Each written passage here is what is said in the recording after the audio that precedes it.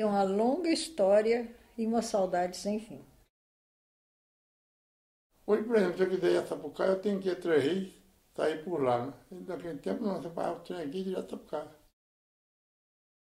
Naquela época, carro era difícil, a estrada era precária. Daqui muita gente vê os trem passar, né? Chegar. Não tinha nada que o trem não fosse útil, né? E nos filmes, o artista preferia o trem de ferro.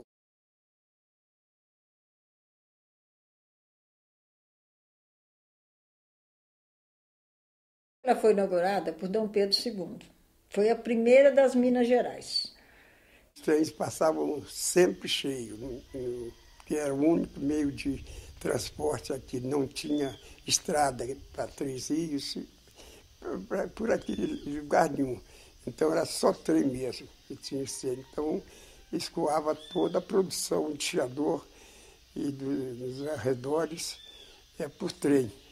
A produção da época era leite, ainda tinha algum café, e cereais, todos os tipos de mantimento, né?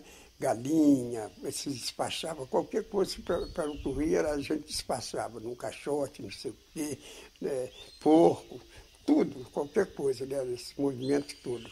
Gado, então tinha os vagões especiais para gado, leite também, vagão especial, né? O leite teve uma época que tinha um laticínio aí que funcionava. Então o leite ia às vezes já pasteurizado e também produzia manteiga. A manteiga chamava belinho, eram umas latas grandes, sabe? Meu avô trabalhava em Chiador Estação, era João da Silva. Ele foi guarda-chave na época de 1960, mais ou menos. A função dele naquela época era guarda-chave, desviava o trem, né? Desviava, depois carregava as mercadorias os vagões. Eu lembro naquela época, tinha 2 estações onde ele morava, eram caminhões de abóbora, café, tinha os carros de boi, de café, que vinha das fazendas de Chiador. Na década de 50, foi o que eu observei e guardo até hoje. Até quase que 60, ela fazia um sucesso com as abóboras que iam para o mercado de Madureira, no Rio.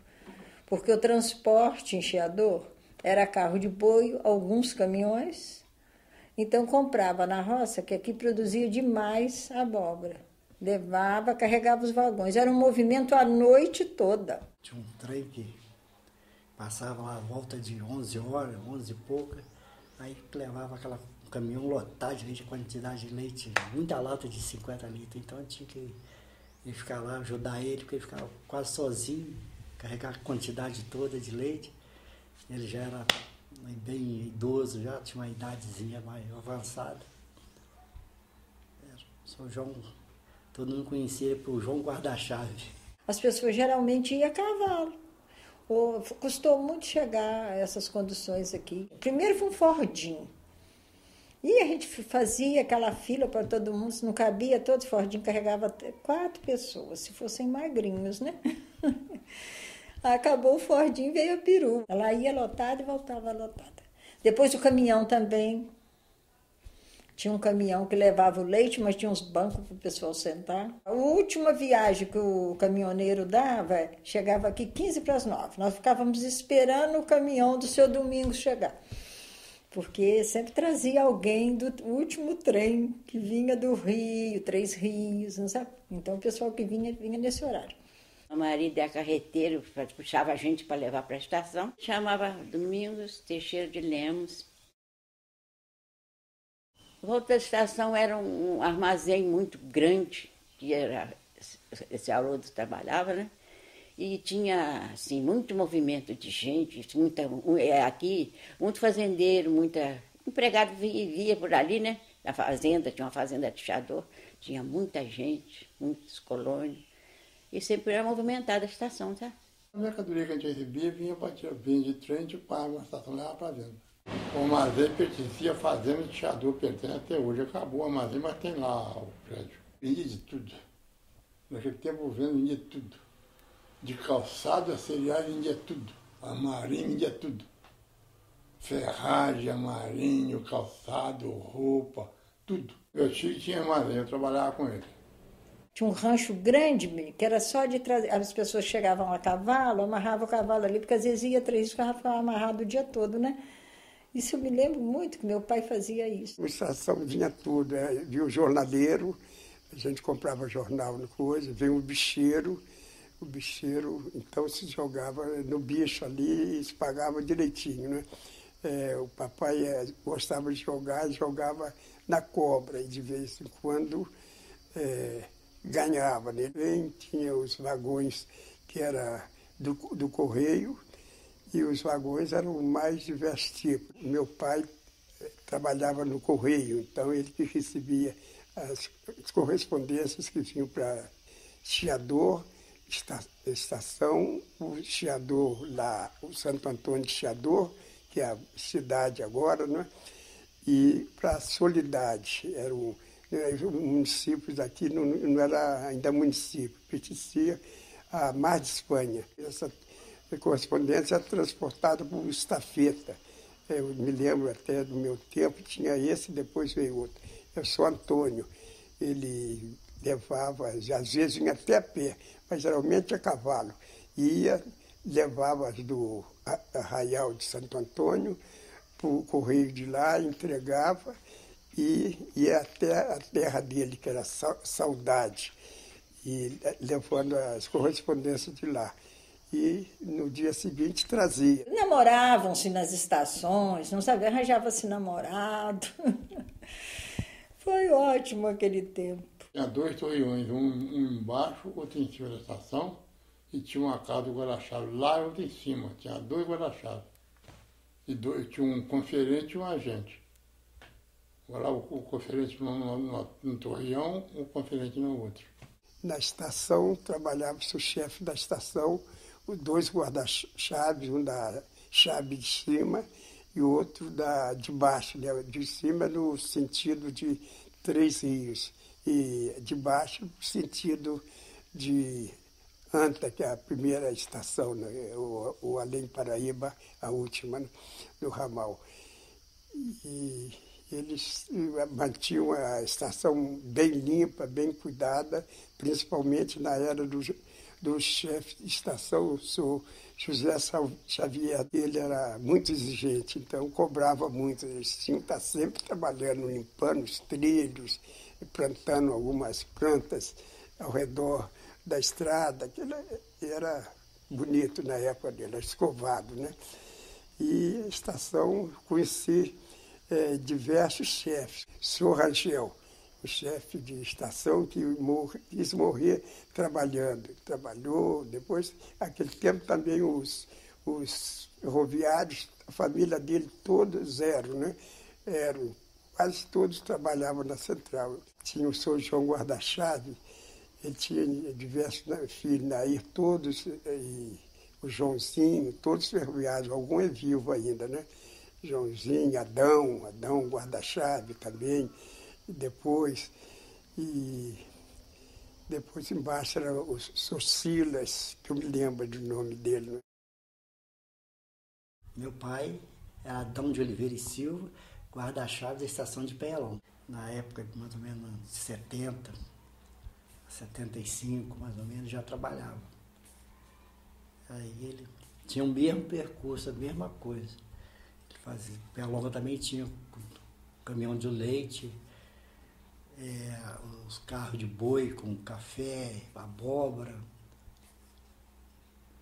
Eu era bem pequeno na época, eu via que a cerâmica tinha os vagões de tijolos que levavam um tijolo e telha para o Rio de Janeiro, na época.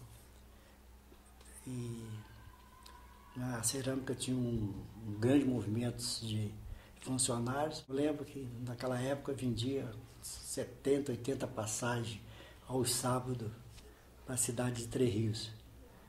Esse pessoal iam fazer compra e voltava só à noite, 8 horas da noite.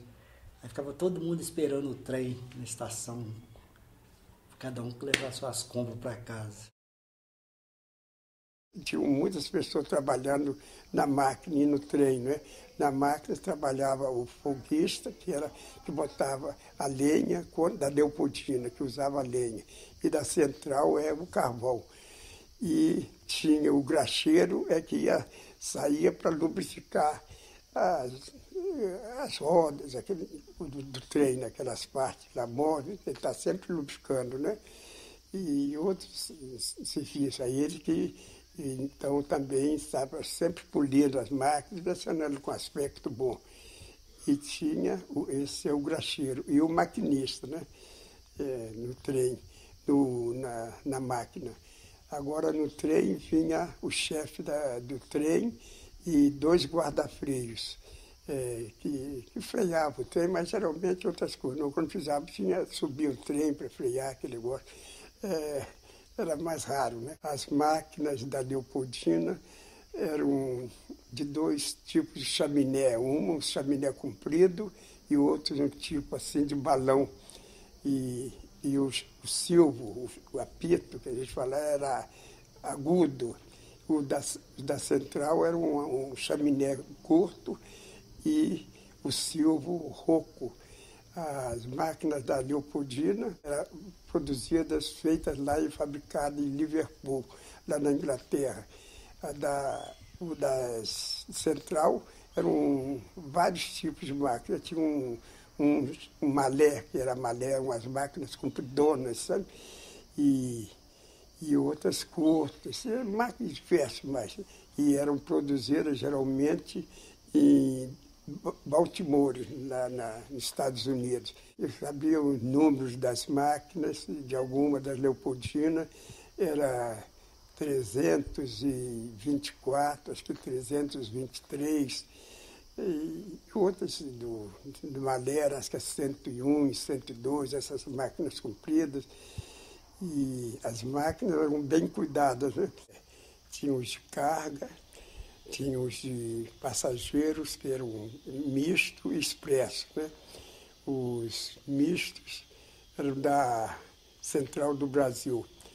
E também tinha expresso, que iam até além Paraíba, que era Porto Novo na época. Não se falava além Paraíba, era Porto Novo que era conhecido.